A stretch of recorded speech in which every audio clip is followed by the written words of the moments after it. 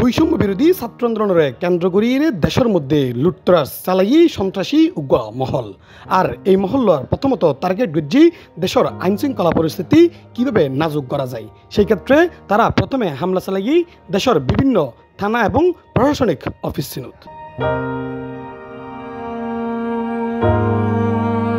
অন্তর্বর্তীকালীন সরকার গঠনের পরপরই ছাত্র আন্দোলনের সমন্বয়কারী চট্টগ্রাম জেলা প্রশাসনের পক্ষতুন সিদ্ধান্ত লওয়া গিয়ে প্রথমত থানাগিন সংস্কার করিব আইন শৃঙ্খলা বাহিনী যাতে পুনরায় তারা সেবা প্রদান করিতে পারে।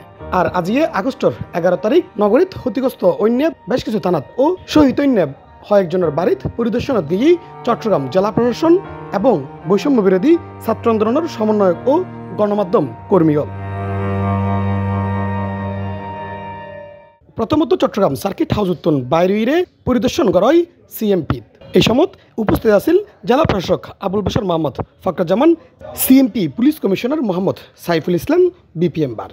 আমি অত্যন্ত ধন্যবাদ জানাই যে বৈষম্য বিরোধী ছাত্র আন্দোলনের ছাত্র নেতৃবৃন্দকে যে ওনারা এই ব্যাপারে এগিয়ে এসেছেন এবং ওনারা ইমিডিয়েটলি বসে না থেকে গতকাল রাতেই ওনারা এই সংক্রান্ত কাজের সমন্বয়কদের তাদের একটা তালিকা করেছেন।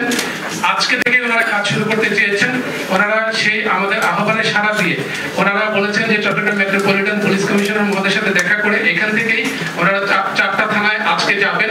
থানাগুলো হচ্ছে কোতোয়ালি থানা, আর এর বাইরে চাঁদগাঁও আমাদের সিএমপি কমিশনার মহোদয় সাজেশন দিয়েছেন যেগুলো ক্ষতিগ্রস্ত বেশি হয়েছে পাহাড়তলী থানা এবং হচ্ছে বন্দর থানা, ইপিজেড থানা। তো এই থানাগুলোর মধ্যে বিশেষ করে কোতোয়ালি থানা বেশি হয়েছে। এখানে ছাত্র নেতৃবৃন্দ তারা তাদের এক্সিকিউশনের বিষয়গুলো বলবেন। খুব তাড়াতাড়ি ট্রাফিক ব্যবস্থা নিয়ন্ত্রণত ফিরিব ট্রাফিক পুলিশ, এর মেয়ে জানাই পুলিশ কমিশনার। এই কথা থেকে কিন্তু আমাদের ভালো লাগছে না, তোমার ট্রাফিক করতেছে ভালো লাগতেছে না। আজকে অফিসারদের সঙ্গে কথা বলেছি যে ওদেরকে সঙ্গে রাখা অসুবিধা নাই, তোমার একটু ট্রাফিকিং করো ওদের সঙ্গে।